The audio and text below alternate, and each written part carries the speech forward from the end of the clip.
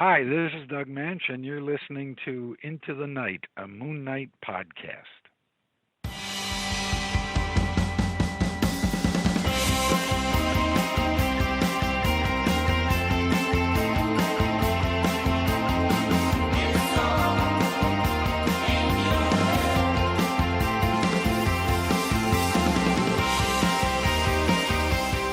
Hello, one and all, and welcome back to the Moon Knighties podcast in the Wild Wild West. It is Into the Night, a Moon Knight podcast where every week we sit down to chat the hottest Moon Knight news, the inside scoops, and a couple of good reviews. I am one of your regular high priests, Connor Stevens. Here with me, as always, is the other high priest up there in his chair, looking down at the other void itself. It is Reynaldo. How are you doing? Yeah, I'm doing well, Connor. It's great to be back for another episode. And yes, this throne, it's not really a throne, but this high chair is looking good.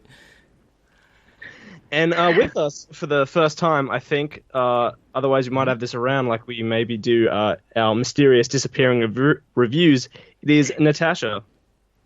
Hey everyone, how's it going? Yeah, good. Is good. Rocking for a Sunday night, because we're all Australian, and I think it's all Sunday for us. Maybe. Yeah. Apart from the 1 hour difference, I think, Connor, we're pretty much all in the same time zone, which is unusual, I guess, for our show, but really cool. And Natascha, yeah, a big welcome. It's a real thrill to have you on. I heard you on this. Yeah, I mean, I heard you on the Signal of Doom. You were smashing it over there with Dave Finn. Yeah, look, I had so much fun. I had never recorded a podcast before, and wow. I mean, I'm pretty lucky because both you guys are so friendly and make it so easy and not anywhere near as intimidating as I thought it was going to be. So I had a great time, and I'm stoked to be on Into the Night. So keen bean. Yeah, cool. I mean, Farah, you sounded like a natural. I'm not pandering to you in any way. I mean, for that to be your first podcast episode was pretty impressive. I mean, Dave kept the things going along, and you had a lot to say about gaming and a lot about the film industry. It was a lot of fun to listen to. Oh, thank you. Yeah, I was really nervous, and I think Dave could tell. Particularly, like, after the first introduction, I sort of stalled, and thank God he's an excellent, amazing host because he managed to propel me forward. And then I sort of just thought about it as a conversation, and yeah had a great day. Oh, fantastic. Don't be too hard on yourself. David Finn is notoriously hard to keep up with the old coot, so... He is. You have to do fairly all right first go. Exactly. So yeah, Natascha, you've done absolutely brilliant, and Connor as well. I mean, how have things been on your end of your side of the temple? Look, kind of dusty and old, but kind of keeping on. Awesome, excellent. Been reading Moon Knight comics, no doubt. Look, I've read one at least. Actually, that brings me to Natascha as well. Are you familiar with Moon Knight a lot at all, or are you do you just dip your toe in every now and again? I am probably more dip my toe in. Mm-hmm. I sort of was it Ellis? Yeah, Ellis's. That was my sort of first introduction, and I remember just being like, how have I never read this before? This is an awesome concept. And then I read Jeff Lemire's run and really loved it. And then I sort of haven't seen much Moon Knight come out lately. Well, I'm fairly new and don't know much about his past and things like that. So it was cool reading tonight's issue, actually. Oh, yeah, excellent. It's very different. Looney listeners, for those of you that have somehow missed the title of our episode, we are doing a LUNAR-PICK review.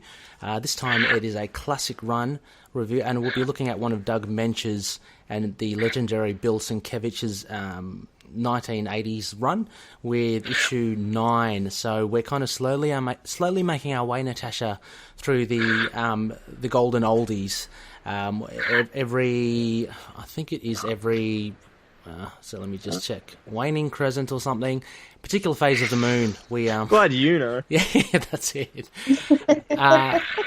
we review the classic runs, so we chop and change between that, the modern runs.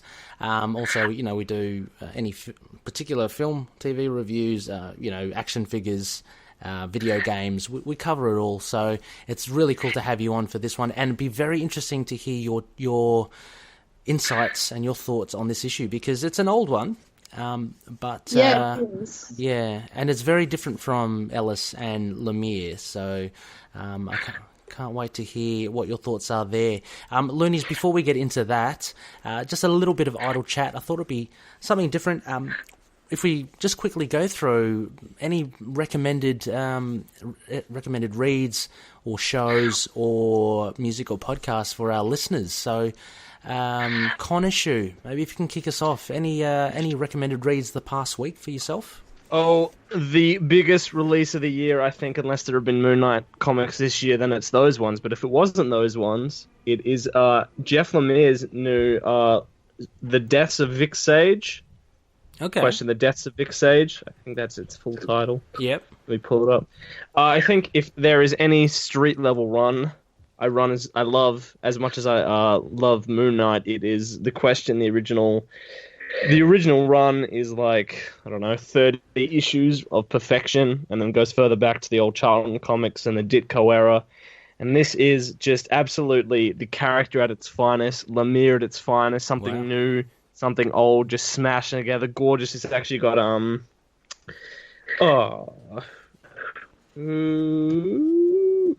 on, sorry, I won't cut that up. Oh yeah, Dennis Cohen on pencils, and then Bill Sienkiewicz himself on inks. Ooh. Chris Sotomayor on colors, Willie Schubert on letters. So it is just this absolute just pantheon of talent releasing a new Question story, which is a story I haven't had, I don't know, in years. Wow. And it is just perfect characterizations, perfect if you never read the character, perfect if you love the character.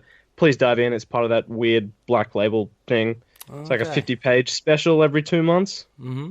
Fantastic. All right. Wow. Natascha, are you familiar with The Question? The specific title?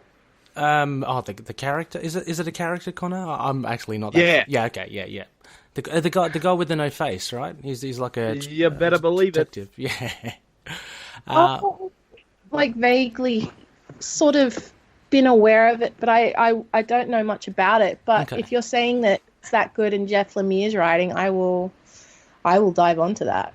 Oh, there you go. Well, we better put some details in the show notes there, so Loonies as well as Natascha. And look, you've sold me, Connor. Might check it out myself. The Death of Vic Sage, right? Black Label, DC. That's the one.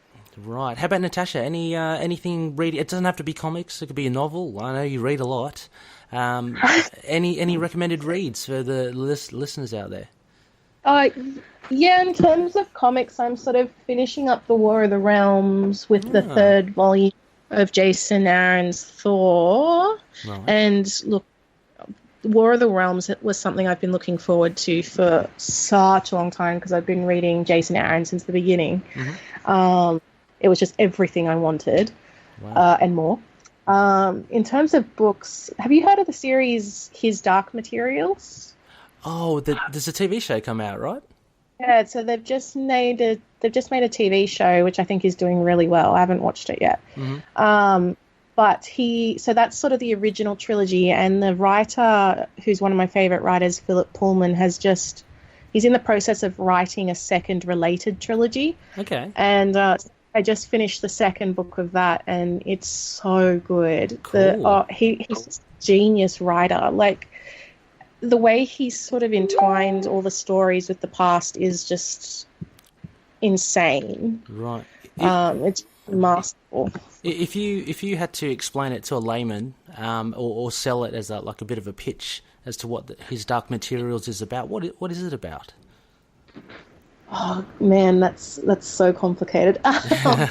It's actually not an easy concept to explain, but it's, I guess, this alternate reality where each human has a demon. So I guess it's like half their soul is in animal form, and eventually that animal settles to reflect that person's personality.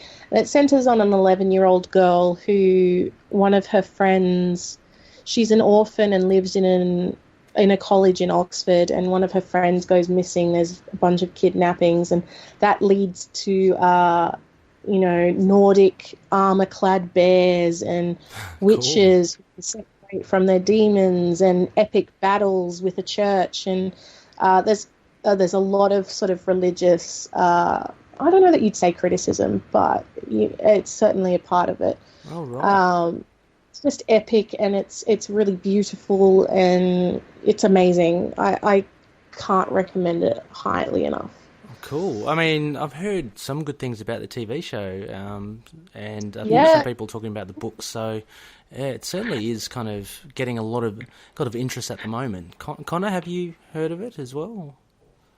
Yeah, I've always intended to, and even with that TV show, I've intended to, but I just haven't got around to it. But sounds bloody good. Sounds really good. It's really good. Great. So that's another one on the list, and War of the Realms as well. Yeah, I mean, I enjoyed that as well, and I'm one of the few that haven't read Thor, Jason Aaron's Thor. I'd really like to start from the very beginning now, because he's kind of finished it, and everyone says it's really good. So I feel like I'm missing out. But no, that sounds great. Look, the only recommend for me, I'm just reading through some epic collections. I'm reading currently the Ghosts of the Past. It's the Incredible Hulk epic collection. One of my favourite writers and teams, Peter David and Dale Keown, in the 90s. A nice collection of, 14, 15 odd Incredible Hulk issues. Beautiful art. Dale Keown's I'd have to say, still one of my favourites. That's kind of what it was. The Ghost of the Past is a 4-parter about the UFOs. Are you guys familiar with the UFOs? No. Oh, okay. They're pretty much Hulk villains, very larger than life. Like one's called, I think, X-Ray, another one's Vector. This other one, she can turn into any gas, and there's Ironclad. He's like your big, strong guy. Anyway, it's a nice kind of old-fashioned, just action-packed run. So yeah, that's pretty cool. Now, anything we're watching, guys. I'll start with Natascha. Anything that you could recommend? If there's one show that you could recommend, what would it be? Or one film? I mean, you. Yeah, I haven't. I'm sort of waiting to watch things. I haven't. I really want to watch Watchmen, and I really want to watch his Dark Materials. So I'm just trying to figure out a way to get access to that, because I haven't been watching too much lately. Have you got Disney Plus? Or yes, I got it this week. Cool. Good Lord, it's beautiful. Yes, no, it is fun, I must say. Yeah, so no shows then, or how about films? You're quite a keen film buff. Does it have to be like a recent film, or can it just be one that I've seen? No, one that you've seen and that's made an impression on you that you could you'd like to recommend. Oh, okay. So, I rewatched Captain Marvel last night. Hey, and, cool. And on Disney Plus. And I just love that movie. I really do. I was just so thrilled with it. Yeah. Being a big Captain Marvel fan. Oh, it is a lot of fun. I was actually thinking of watching that last night as well, just by pure coincidence. Because I'm kind of working myself up to watch the Endgame again. But, yeah, no, Captain Marvel's pretty cool. And Disney Plus is good. Connor, do you have Disney Plus as well? I sure do. Yes. And any recommends not only from there, but anywhere else that you... Well, I think the big two ones, I see you've also got Watchmen there. That is just definitely my favourite show on TV right now. Absolutely off the charts. It is brilliant. Damon Lindelof, back on one. So many great actors. Yep. What are your thoughts, just incidentally, of it not kind of adhering to, being connected, I guess more loosely connected to the Alan Moore graphic novel? What are your thoughts on that? Oh, I think it's genuinely brilliant. I think it's the perfect continuation in these contemporary times. It's got the right amount of standing on its own while also being, I think, completely connected in the DNA to what they're doing. Yeah, what they did in the original novel. Yeah, I mean, I agree with you as well, but for slightly different reasons. Look, I I'm not a particularly big Watchmen like graphic novel fan. I mean, I own it, I've read it, and all that, and I can see how it kind of is inspired by it and it's moved away. But I don't care. I think it's a really good show. Like, you know, if you're a huge Watchmen fan person and you want it to be so closely linked, then sure, I think you'll be disappointed. But as a show in its own right, I think it's very strong. It's like the production is so well done and the acting is and the writing, I think it's really good. Yeah, I mean, I can't laud it enough as well. Did you guys read before Watchmen? No. Yeah, I did. I like the Darwin Cook drawn one because that's good, but I wasn't really a fan of any of the others. Yeah. So that's not necessarily worth a read, or? No. Well, I think it's almost an interesting thing to look at. I know some people like it, but I think generally I've kind of got this one bespoke version of Watch in my head that kind of got funneled well into Lindelof's. Like, I don't like the Doomsday Clock series either, or the Zack Snyder movie. So I think they're all interesting to check out, but I'm not sure I could totally like recommend it that people would love it. Right. Okay. Interesting. I'm so keen for that. So it is very good, Natasha. I mean, just it's great. I guess I think you probably do have to know some prior knowledge. Like, there are some references to the graphic novel in that show, but I don't think it hurts at all. You can just go with the flow, and it's like, yeah. I've read the original, the Alan Moore. I just haven't read Watchmen. Yeah, me too. Basically, I've just read the original, and that's enough for me. Really, I'm not a huge fan. Look, from Disney Plus, I'm just going to call out the Fantastic Four animated series from the 2000s, World's Greatest Heroes. I just started watching that because I saw that the Namor, the Submariner, was in one of the episodes, so I watched that one first. Awesome. And it's really good. Yeah, it's kind of done in a like a anime manga style, and it's really, so I really dig the animation. And it's good. Yeah, it's good to see something, some decent animation with the Fantastic Four. So I highly recommend there for the listeners. And finally, recommended listening. Anything, guys? Start again with Connor. Any music, albums, or podcasts that you're listening to? You can recommend the listeners.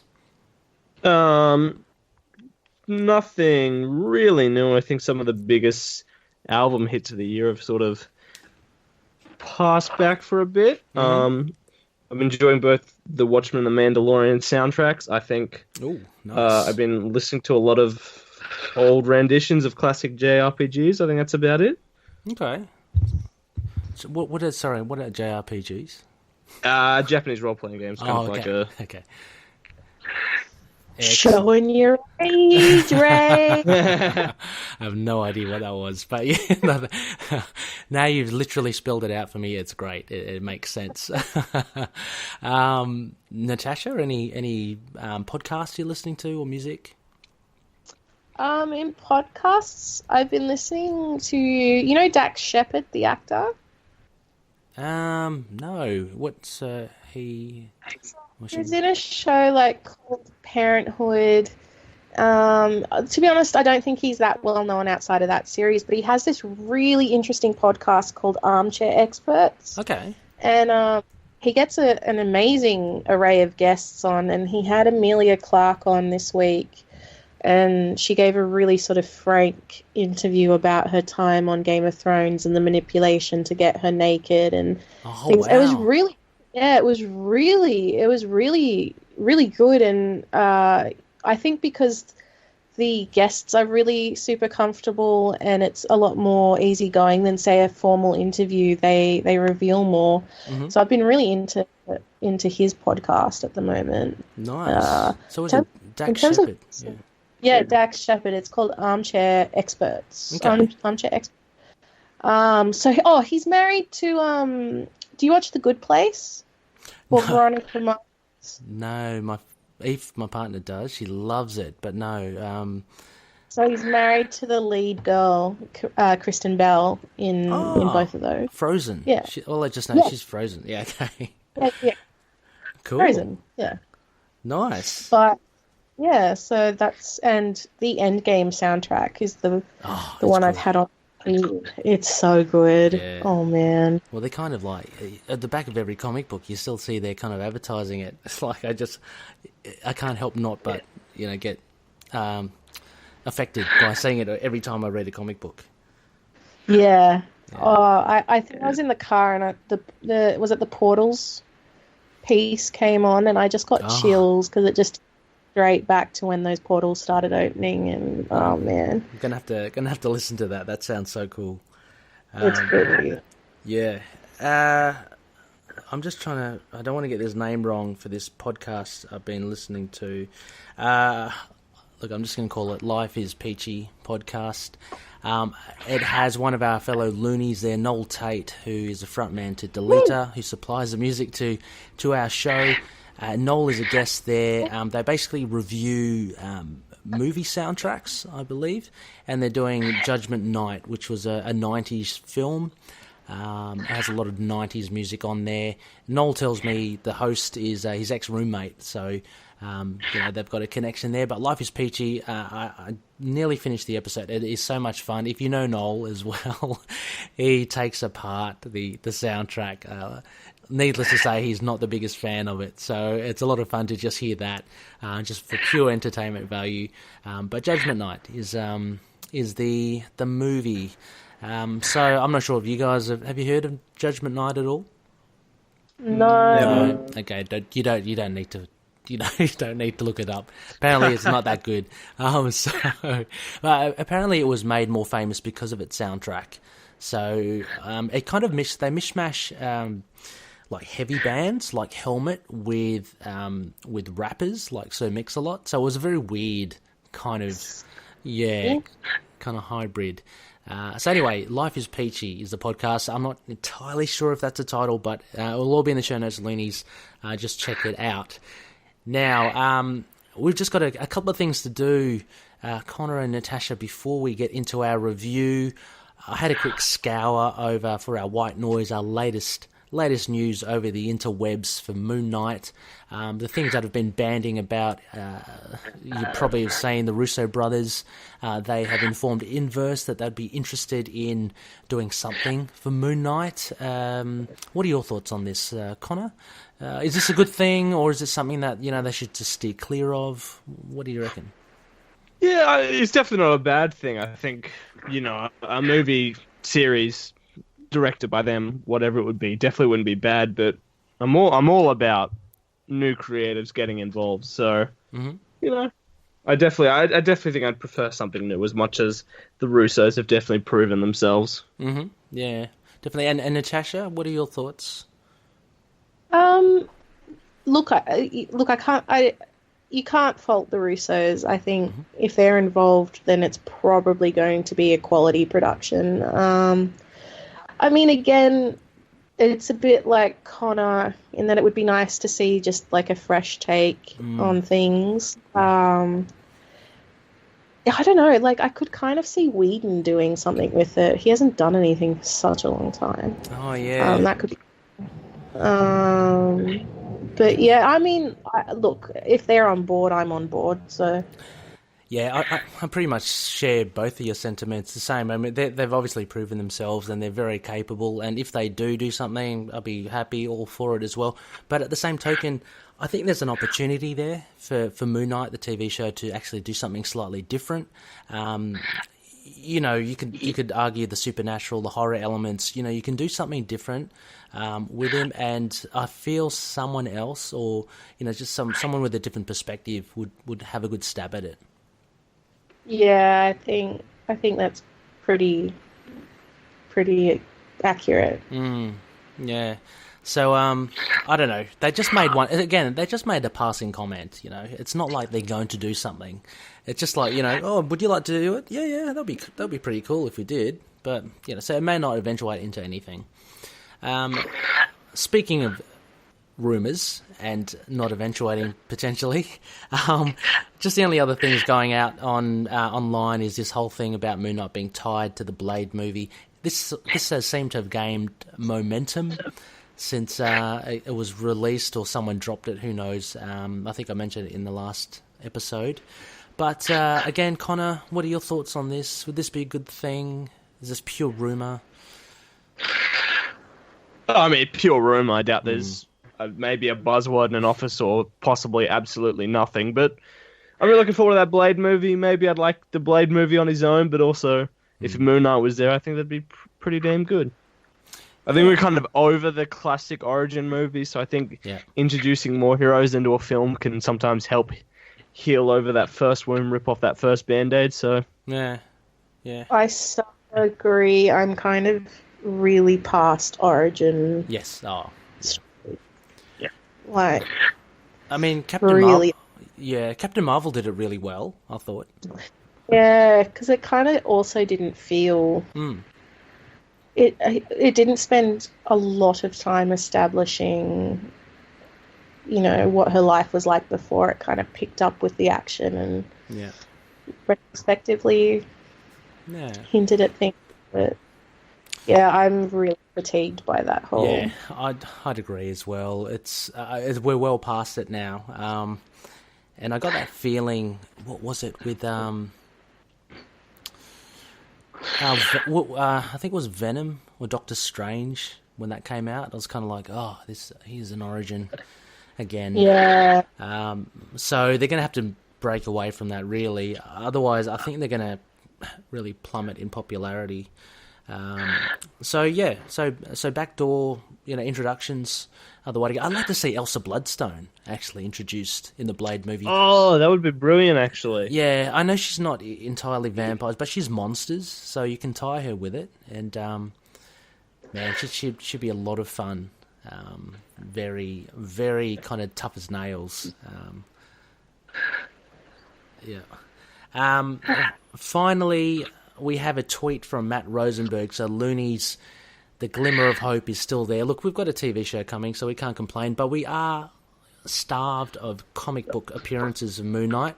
I've got here on the 22nd of November, Matt Rosenberg, and a big thanks to friends of the show, Capes on the Couch, for this, alerting me to this. Matt Rosenberg tweeted, I mention wanting to write Moon Knight and you all go crazy. I really appreciate it, but have no plans right now. Fair enough. But have no fear. There is lots of good Moon Knight content coming, I promise. So, he can't only be talking about Serpent War, right? He's got to be talking about something else.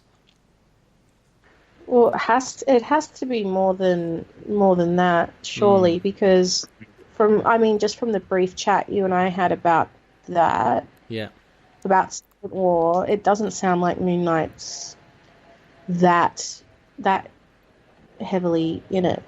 Really, is he? I think he might be. I don't know. I'm only assuming because he's kind of a man out of his time, so he gets thrust in. So he'd have to have some sort of spotlight, right? Would you think so, Connor? Oh yeah, I think he'll be a decent main player. I think with the story just about the four of them, it should be good. I think that will do all right. I think is it Zubby, the man Zub himself, writing it? Yep. I think he's done some good hype for Moon Knight being there, and so hold on, you guys still there? Yeah, still here. Okay. No, my internet just says it's dropped out, but apparently I'm still here. So, all right. What was I saying? Anyway, yeah, the build up to Serpent War. I think there's been a lot of Moon Knight hype. So it's sad that there's still no confirmations of an ongoing, but we've got Serpent War and Jason Aaron still possibly writing. That thing. Yeah, maybe. Hope so. He's very good, isn't he? I've been enjoying the Avengers run. It was a bit of a slow start, but after that, it's been firing, and War of the Realms and stuff has been really cool. Look, I'm just hoping Matt Rosenberg, because look, he did use Moon Knight himself. He didn't kind of promote it a lot, but we latched onto it. And Moon Knight in the Punisher book, which Rosenberg was doing, didn't end up to being that spectacular. So the only concern I'm having is that Rosenberg is talking about this, but it's going to be just token appearances of Moon Knight in comics here and there, and I hope not. Was he in, was Moon Knight, I can't remember, was he in Doctor Strange Damnation? Yeah, yes, he was. He was. Yeah, that would have been the last sort of Yeah. thing I read with him featuring. Oh, okay. Well, it's a terrible one to be. Like, I hope it didn't dissuade you from Moon Knight, because I didn't. Yeah, okay, good, because I didn't like the way he was, portrayed there. He was also in Contagion, which was just recently released around October. That was a 5-parter. Very disappointing towards the end, I felt. But he has a big part in that. Like Connor and I, we did talk about it. He ends up basically saving the universe. So nothing too big. Yeah, but not. Yeah, it wasn't that great a story, to be honest. So there you go. I mean, those are the little bits and pieces of news that were cobbled together over this week for Moon Knight. Now we're edging closer, Connor and Natascha, to our review. Just another couple of things, a little spectacle, a little shout out we like to do. Just in the February solicitations, it was announced that Adventures in Fear, the omnibus hardcover, will be released. That's a mammoth, I think 40-issue run in hardcover, and it has some Doug Moench stories. So I just wanted to shout out there, obviously, a Moon Knight alumni and creator, Doug Moench, for that. As for our final little segment of Night Watch, this is what we like to do, just in case you collectors out there, loonies out there, wanting to know where Moon Knight is appearing in comics to add to your collection. Look, there's no appearances of Moon Knight that we can foresee until about December 4th, which is Serpent War, as Natascha referred to just previously there. So if I'm wrong, loonies, please write in to the group or post it up on our page. We'd really appreciate it if you share the info. But as far as I know, there's no other appearances of Moon Knight until December 4th. So, sorry? Is that next week? Yeah, I was going to say that's a fair way off, and then I realised, actually, it's pretty much next week. Yeah, it's about a couple of weeks, right, I think? Week 2 at most, maybe? 2, yeah, you're right. So not that long to go then. The Night Watch, yeah, so this coming week, nothing. But, yeah, Serpent War, all guns are blazing. There are a massive amount of variants to get. Go get them. Moon Knight is on all of the covers. It's really good. So, yeah. Anything else, Connor, you want to add? You'd like to add in any of them? Otherwise, we can press on. No, I think that's it. I'm glad Marvel is so dedicated to their incredible horror back catalogue. Yeah, I'm loving it as well. Yeah. That's good. Yeah. All right, well, why don't we just take a quick break, and when we come back, we will do our LUNAR-PICK review, which is a classic run, as mentioned, Doug Moench, Bill Sienkiewicz's issue 9, and it's called Vengeance in Reprise. So catch you after the break.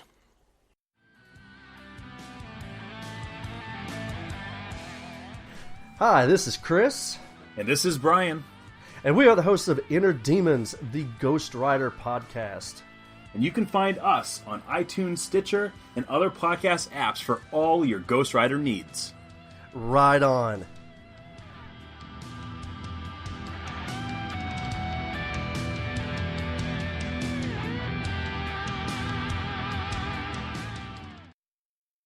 Hi, this is Dave. And I'm Stu, and we're from the Signal of Doom. We're proud members of the Collective, and you're listening to Into the Night, a Moon Knight podcast.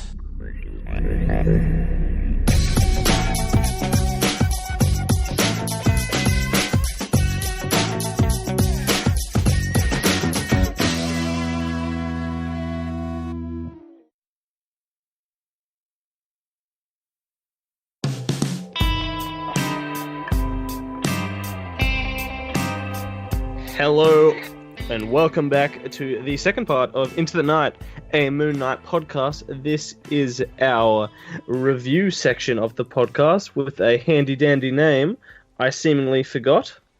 Yes, we are here. Yeah, Talk about the 9th issue of the first volume. As I said at the start of this episode, I am fairly sure we covered both issue 9 and 10 in maybe like one of the first 10 episodes. Yes.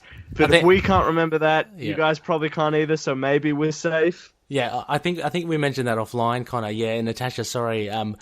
Connor and I, we may have covered this issue before, but look, we're different now. We've developed, we've matured. Some say We've grown. We've grown. Some say we've regressed. So we've got different views now on this issue. It'll be very interesting to hear, and of course, it'll be very interesting to hear your thoughts as well. Yes. So yeah. So This is Moon Knight. Mhm. Oh, sorry. No, sorry, go on, Connor.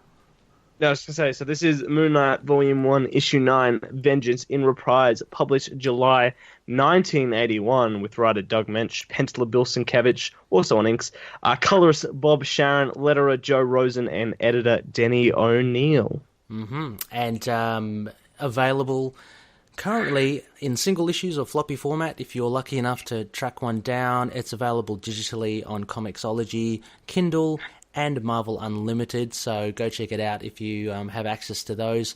And I'll be reading it from, it's also in a collected edition, the Epic Collection, Volume 2 of Moon Knight, titled Shadows of the Moon. So if you have an Epic Collection of that, turn to page 97, and that's your issue. Now, Loonies, before we get into it, for those that haven't listened, what we're going to do is we're going to... Natasha's going to be very kind as to give us the synopsis, the bare bones, laying the land as to what this issue is about. We will then review it with some key points in it, the aspects being writing, art, themes, characterizations, and any references to other runs.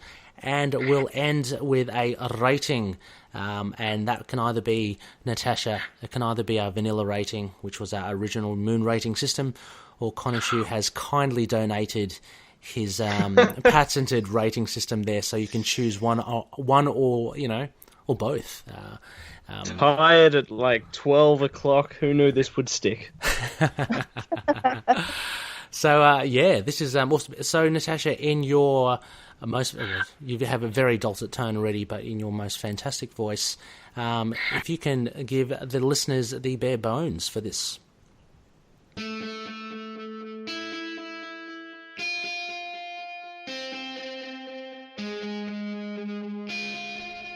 In a gathering storm, Moon Knight watches a tall building from a nearby rooftop. The Daily News says that Bushman has escaped from a maximum security pen.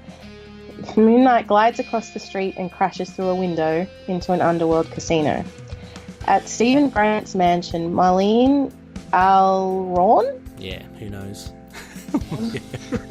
I don't know. We've grown, but not enough to learn how to pronounce names. Exactly. Well, I'm going to wing it then. Yeah. Tell Samuel about the statue of Khonshu and the birth of Moon Knight. See issue 1. Does Khonshu's spirit actually inhabit the body of Mark Spector, or does Spector only think so? Only Khonshu knows for sure. Elsewhere in the building, Frenchie works on the new helicopter, the old one having crashed into Lake Michigan in issue 7. Moon Knight pacifies a few goons and asks about Bushman. He notices one goon slipping out the back door and follows the man's Cadillac in Lockley's cab. Awakened by thunder, Marlene sees a man in a mask and she screams, which brings Frenchie. The masked man knocks down Frenchie and escapes. Marlene and Frenchie see that the statue of Khonshu is missing, and Netta says that Samuels is missing. Lockley finds the Cadillac parked beside an open manhole off 34th Street. He calls Marlene to update her. She doesn't tell him about the statue. He spends an hour searching the tunnels with the water rising before hearing a noise. It comes from a very high room, strung with rope like a spiderweb. He begins to climb. Marlene realizes that the intruder might have wanted the statue for its artistic value. She goes to the mansion's gallery. Anton Mogart's opera cape is also missing, so the thief was Midnight Man, introduced in issue 3. They head for 34th Street. Mogart swings down and knocks Moon Knight into the web. He says that after he survived his fall into the river, he drifted under a drain that poured chemical waste on his face. He hid in the sewer for 3 days when he returned to his mansion. The police had confiscated his art collection. To add injury to insult, the chemicals had burned his face. To get revenge, he stole the statue of Khonshu. Now, he pushes it off a high platform. Horrified, Moon Knight sees it smashed to bits. Mogart begins shooting at him. Driven by instinct, he leaps and swings, dodging the shots until he captures Mogart and demands to know where Samuels is. Bushman appears on a higher platform with Samuels and the goon that led Moon Knight here. He pushes a plunger, blowing a hole in the wall. Stormwater begins to fill the chamber.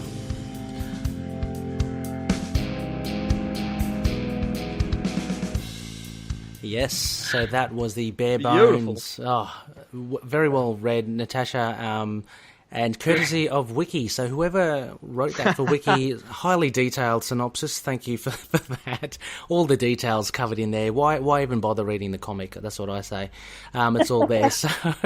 Let's get into it. Let's kick off. I'm very interested to hear what you have to say, Natascha, about this comic and this comic of the time. What did you think of this issue?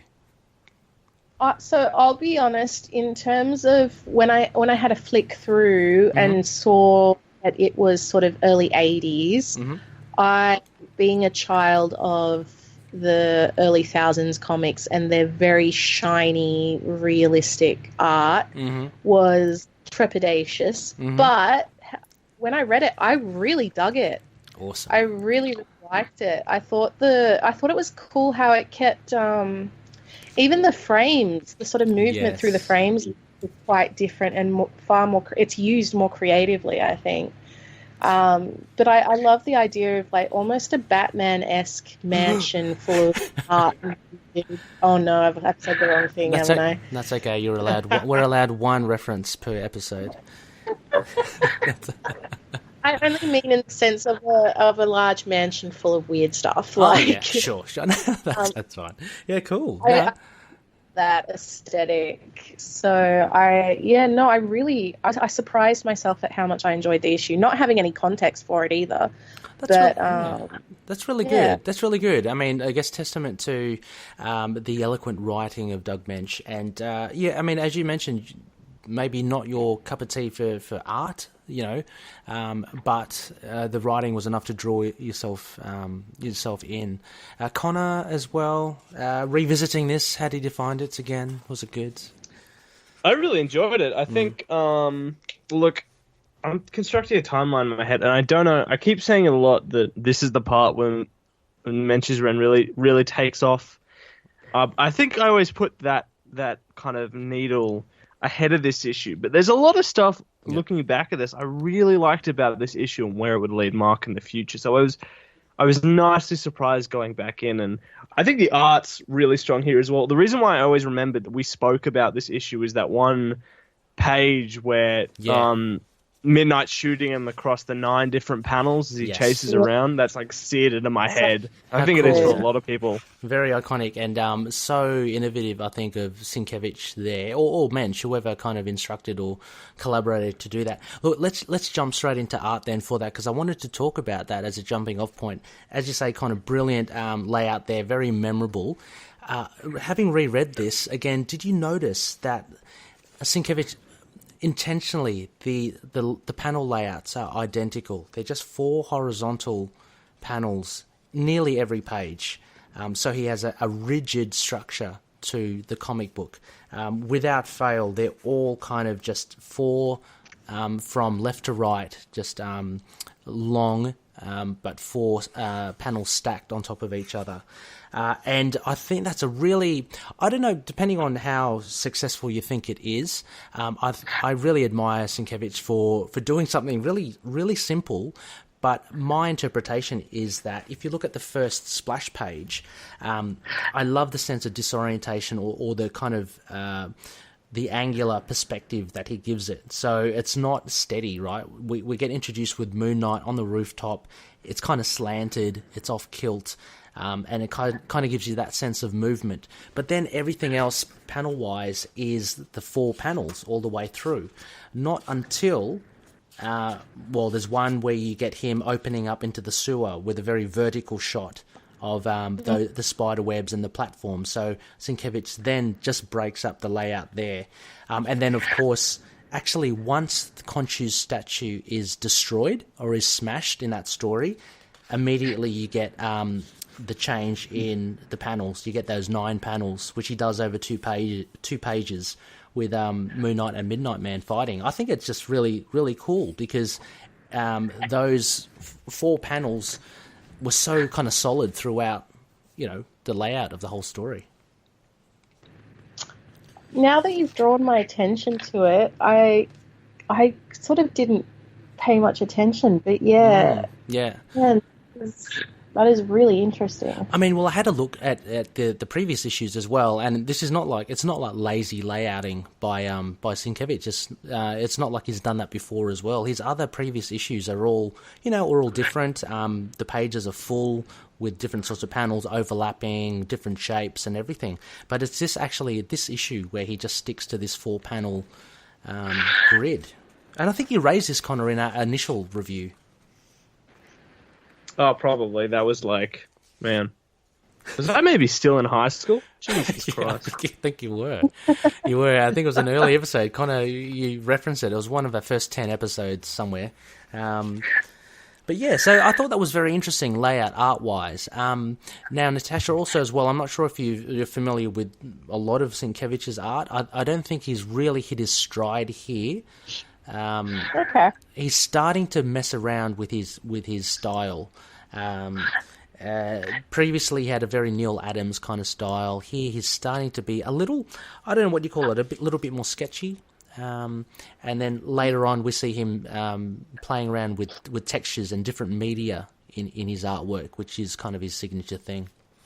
I'm trying to think of what I might have seen his work in the last decade or so. Okay. He hasn't done much, I don't think. New Mutants, he did just recently. I can't really place what he's done absolutely recently. Elektra. He did Elektra, Assassin. Okay, yeah. Yeah. He does, he does a lot of covers, yeah. That was, gorgeous. That was absolutely beautiful Elektra work. Yeah. He's a very distinct artist, I'd say. Like you can't not. I mean, you can tell Sienkiewicz's art. Connor, anything on writing then? Yeah,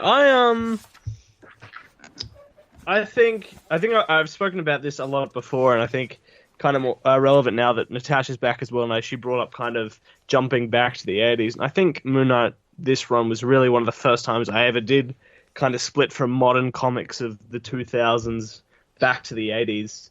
And I think, once again, I've always spoken about this, but Moench's novelist bones means that there's a lot of flourish to the jagged, edgy narration. I mean, there's still a lot of it, especially in the back half of Moonlight. It's like, what? Webs? Guns? Yeah. Whoa! And we're going to climb up there. There's a lot about the start, especially in the rain, about him chasing down these criminals and dealing with kind of Bushman's return and something seeping in the air. But I think what I like most about this issue is, and what I talk about moving the needle back to kind of where this kind of follows on, is I really like the Mark's really sort of consistent narration now. You really get the feeling of these identities being so different. You really get that dry wit. I love the bit where it's like, this is some Kevlar adamantium nunchuck, fancy ass shurikens, this is a fist. Bang. Yeah. That's really good. And I think really defined personalities. I really like Moench really toying with the idea of Moon Knight's identity and his connection to Khonshu and kind of the placement he has in an object that could be real or not, and in regards to his mental state, because that's such an important part of the character, and it's got a full spotlight now. Yeah. Oh, yeah, I would put that in. So those 2 points that you've raised, the themes of this issue, I definitely put that main theme of this connection he has with Khonshu and the reliance he has, and also actually it's discussed between Marlene and Samuel's, the ambiguity of whether he was resurrected or whether he kind of just thought that and he ran with it, and it's kind of part of his, mental state. So that's very important for this story, and we'll see it arise in the second issue as well, where as they kind of predict here, he has a total breakdown because the statue's kind of broken, and it's almost as if he's his special, I don't know, security blanket has been destroyed. So a very important issue here that Moench has started to play with, because previously, apart from issue 1 with the origin, we don't get much of this Egyptian and Khonshu connection in the Moon Knight stories. So it's important that it's come back here. Also, as well, I'm just trying. Oh, what was the other point? The identities, and we see Moench is starting to round it out as well. So Natascha, I'm not sure if you do read this in context with the rest of the issues. It could be argued that Moench was really kind of experimenting. He didn't really know where to go with Moon Knight. He just knew he would be a mercenary, come back from the dead, and he fights crime. He's starting to now we can actually see the identities in play here with Jake Lockley and Moon Knight and Mark Spector. So it's a... There's a great line where I think Marlene says, "Us all calling him a different name isn't helping things." Yeah. And I was like, that's so good. It's very good. And Marlene calls it out all the time because she always wants to call him Stephen. And can you imagine how jarring it is if he calls you as this entirely new guy like Lockley, hey Darl, can you look up the files on this? And you're thinking, hang on, you're the same guy. You've just gone a bit crazy. So that's another kind of thing that's kind of been revealed, or Moench has been working on in this issue that we see. I guess the villains. Natascha, what did you think of? First of all, I mean, I know you're aware of Bushman. Were you aware of Midnight Man? I wasn't, no. Okay, what did you think of him as a villain? It's a bit hard because I'm sort of picking up the information as I'm reading. Yep. He obviously is an art thief. Mm-hmm. Is that right? He's a thief. Yeah. Which I dig as a concept. I love that. Mm-hmm. I really liked the whole vengeance angle. And I think that anytime Moon Knight refers to its mythology or even its sense of like an interplay with art and the obscure and things like that, I think is when it's at its best. So I kind of like the idea of, enchanted objects that... Yeah. Yes. Actually, I like it. Yeah, I didn't actually. It's a good connection. I didn't actually connect that with Mogart being the art thief, and obviously he did steal the statue of Khonshu. But that's an interesting view. And Natascha, you don't have to be polite with the villain. I was about to say he's trash, basically. So I find him so uninteresting. Like, he's a terrible character. Look, he's a bit naff, but I appreciate the core of it. I mean, it would be nice to see them sort of revisit some of this stuff in the future. Well, he does leave a legacy, Midnight Man. His son, Midnight, Jeff Wilde, has a big role in later issues and in later runs as well. So, we do get a bit of that. And for me, I think Jeff Wilde is a lot more interesting than Midnight Man himself. Connor, would you agree that Midnight Man here, I get the feeling Moench found him boring, because he appeared in issues, 3 and 4 or something, and I think Moench found him boring and tried to make him more interesting by having him grotesque, having that disfigurement, because apart from that, he's really nothing. Like, he's just an art thief.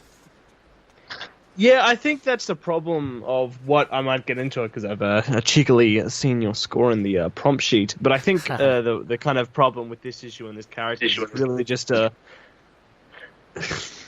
he's just a pawn for Bushman and a setup for a second issue. Like, Yep. I think I'd agree that Moench found it boring. It's just kind of, he needs a mean to an end, and he's never going to use a Midnight Man again, so just give him an excuse to be maniacal and get him to this place to do this so we can get Bushman back in the picture and stakes on the table. That's a good point. Yeah. Sorry, Natascha, you were about to say something? Oh no, I was going to say, I mean, that's the middle issue, so I will go back and I will read the one that follows and the one that is before it. But I feel like if they could flesh Midnight Man out and make him more than just an art thief who dresses up in an opera cape, which is that's literally it. Bit now. Yeah, he's just black and he's got a cape, and there's no reason why he's so athletic as well. Like it's not explained, you know. And the fact, the vengeance angle for me of him having the deformity made it more interesting, but not having, I don't know previous incarnations of Midnight Man, but I didn't mind it. Okay, well, he literally got disfigured in that one panel where you see him and his face is dunked on that sewer, and that's it. And apparently the sewer, you know, apparently it's radioactive because. Yeah. Look, I think they're reaching a bit, but it was fun. So. Yeah. I mean, I guess it is what it is, and I like to think, as you say, Connor, it's basically a tool used to reintroduce Bushman, because he was mentioned at the beginning, and Moon Knight showed his concern for Bushman returning, being such a bad villain, such a dangerous person. So I guess that's the sense that we get from it.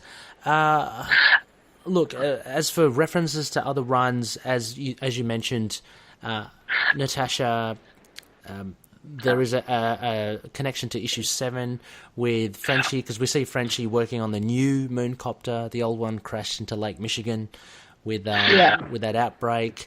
We also have Midnight Man. He did first appear in issue 3. I think that was actually. I think it was only issue 3. It was a one and done adventure, and so now he's returned in issue 9. And the slight reference, as you said, in issue 1 to the origin of Moon Knight. So those were the references to this run. Is there anything else, I guess, Natascha, that you found interesting? Maybe characterizations, or maybe art, or the writing? I really like the sort of bold colour use in it. Mm-hmm. Like, everyone's very defined by their colouring, which I thought was quite cool, and isn't really done so much these days. Yeah. But I had fun. I had fun with this. I really did. I kind of was expecting to maybe not like it just because I'm spoiled in terms of being raised in the last 20 years, but I really enjoyed it, and it just made me think, like, why aren't they doing more with Moon Knight? Yeah, well, let's hope. I mean, I hope Rosenberg is correct and there is something around the corner. But I'm really glad that you liked it. I mean, it's such a different era, and it's such a different read. Like, I'm sure, as you mentioned, you pick up the difference between reading this and reading a modern day comic. It's a slower burn. It's a slower pace.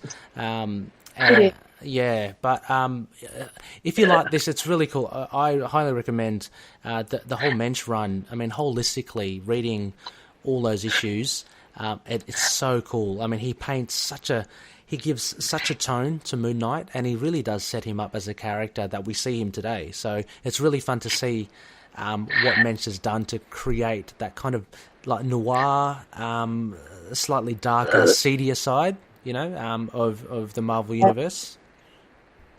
Oh God, I would kill for like the noir style Moon Knight Daredevil, like. Yeah, absolutely. That would be amazing. Yeah. Connor, anything else? Any other final things to say for this issue? Yeah, just want to give a shout out to Sienkiewicz's art, which I think also adds to that heavy brooding noir. I think Rain makes a lot of art really absolutely. cool, and he absolutely just nails it. There's a lot of there's a lot of move towards from like kind of the basic backgrounds to a lot of heavily detailed interiors, and that rain, a lot of attentions to shadow and lighting and defined figures. Yeah. Yeah, I mean, we've got to remember as well, Natascha as well. So these were direct sale comics back in the day. So they were taken off the newsstand, and they were exclusive for specialty shops like comic shops. So they were given like more pages, and they had less ads. So the issues actually do feel longer because they literally are a little longer than your typical issue. But having said that as well, and going on what Connor's comments were about the art. I think I've read or heard in the interview with Sienkiewicz, obviously timelines were really tough, so there are, compromises in the art as well, unfortunately, which Sienkiewicz had to make, so you do see a lot of like bare backgrounds. He tries to put the backgrounds that are important, stick to the ones that aren't, just like leave the ones blank that aren't.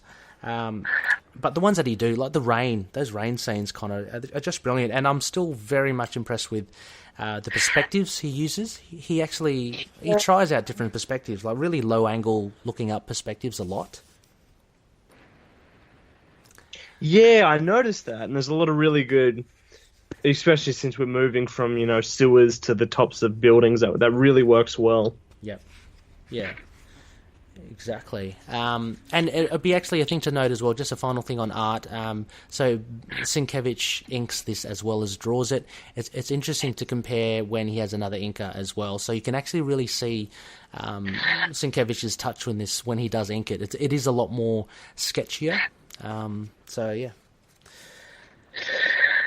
All right. Well, if that is the case, how about we go into our moon rating system, Natascha? I am going to give you the honour of going first. Now you can choose from the vanilla or the Konoshu rating. What would you give this Vengeance in Reprise, Moon Knight, Volume 1, Issue 9 by Moench and Sienkiewicz? I think I'm going to go for the vanilla. And I think I'm going to go... I think I'll go for a waning gibbous. Excellent. Okay, so is that at the higher end or the lower end? Higher end. Okay. I really enjoyed it. Nice one. 7 out of 10, waning gibbous. I'm just going to chuck that in our archives because, Natascha, we are meticulous with our statistics. Love it. As you can see, just made a spelling mistake there. Connor, how about you? What are we going for with this fantastic issue? I would give it no, I'll be generous. I'll give it a 8 out of 10. A big, beautiful yellow man. Big, beautiful. I was surprisingly smitten with this issue. I think I was. It's definitely a setup for the next issue, but I think in that the art is just really striking. Sienkiewicz completely coming to his own. I especially like the first half. I think that you're right. That noir sands coupled with the rain is just absolutely fantastic. I love a deeper exploration of Mark's madness, and there is some fantastic panel layouts. So I'd happily recommend this one as sort of someone even getting into Moon Knight for the first time. I think Midnight Man aside, who doesn't come back except for his son, I guess. Yeah. Future. Yeah. Yeah. Great. That's a very, very great. A good score there. 8 out of 10. A big, beautiful yellow man there from Konoshu. Look, you've seen my scores. I'm trying to be a little tougher these days, only because I want to give myself some wiggle room up towards the top end of the marking spectrum. So I'm going to give it a 6 out of 10. I'm going for a getting small moon. Is that right, Connor?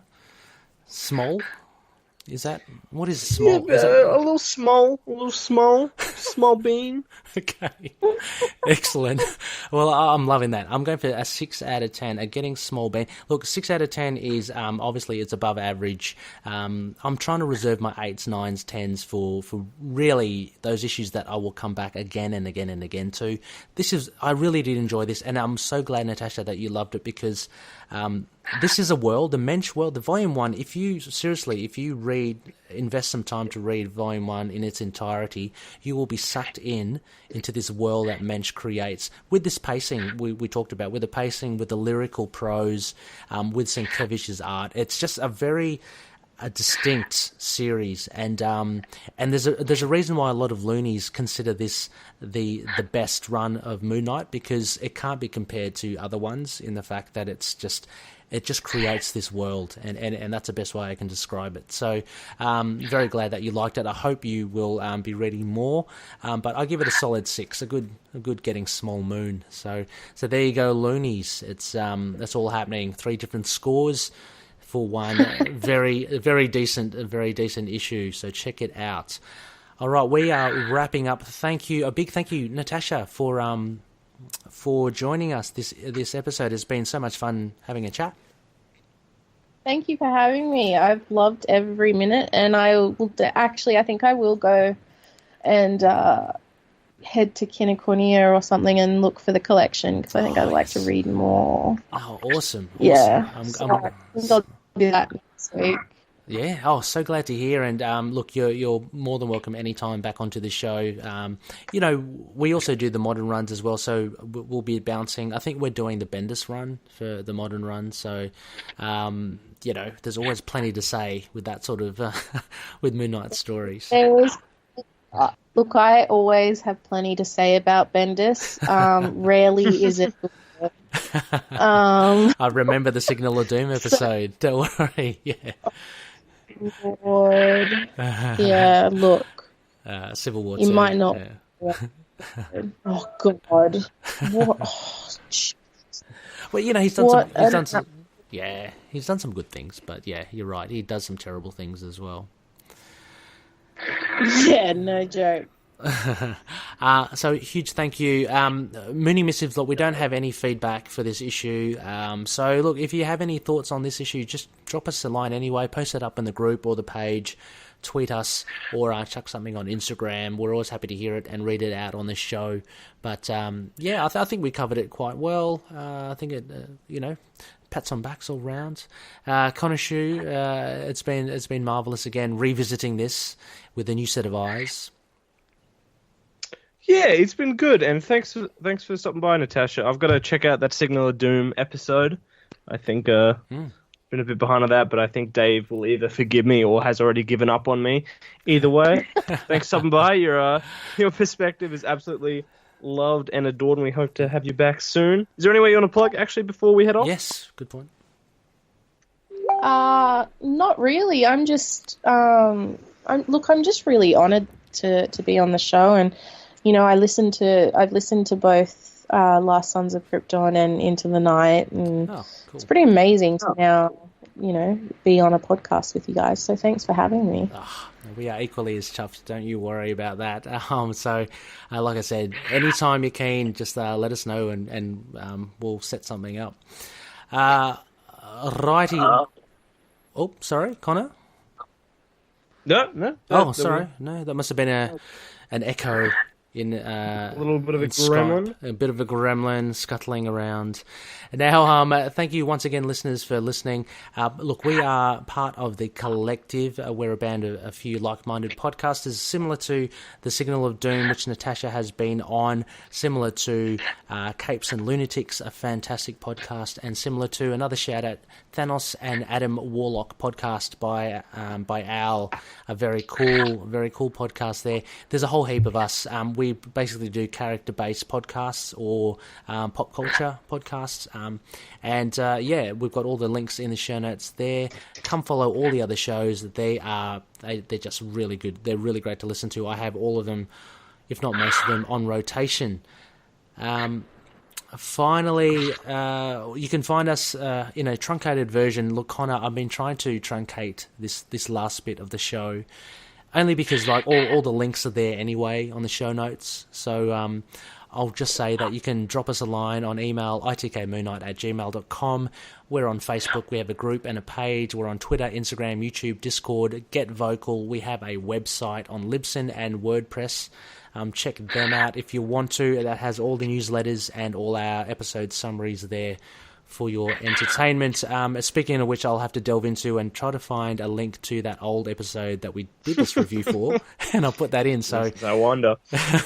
So you can compare and contrast, listeners. A big thank you once again for listening. Again, iTunes ratings, if you do like what you hear, it would be great if you rate us. A 5-star review would be awesome. Even if it's a 1 or 2 star, let us know what we can do to improve the show. We're always looking to improve it, so that's really good. And also, finally, podcast catchers. Look, we're on all the main ones: Apple Podcasts, Google, Stitcher, Spotify, SoundCloud, iHeartRadio, Podbean, Podcast Republic, TuneIn, all of that pizzazz. Natascha, what's your poison? What's your podcast catcher of choice? It tends to be is it iTunes, Apple? Yeah, Apple. Okay. Apple. Yeah, cool. Yeah, Apple Podcasts tends to be the one I go for. Yeah, nice. Yeah, nice and solid. Sometimes iHeartRadio, but oh, really? Okay. Yeah, nice. Rarely, but yeah, I always wonder about those other apps, because I always thought Apple and Google and all that would take the lion's share of it. But however you want to listen to us, loonies, please do. It's fantastic. And finally, as well, if you can just share our show as well. There's a little added thing I've learned from my mates at TV Podcast Industries. Just share the show, tell your friends. Spread the word. It's all good. Anyway, a big thank you once again, Natascha. I keep on trying to say Rebecca. Sorry, it's one of the other high priests. That's fine. Natascha, a huge thank you once again.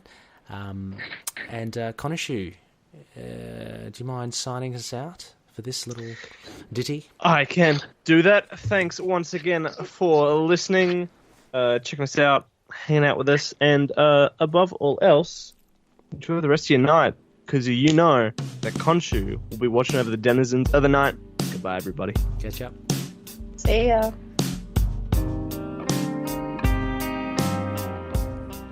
Moon Knight and affiliated characters, stories and events are properties of Marvel Characters Incorporated.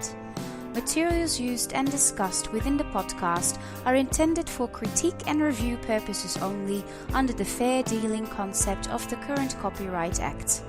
The views, information or opinions expressed during the podcast are solely those of the individuals involved and do not necessarily represent those of the copyright owners.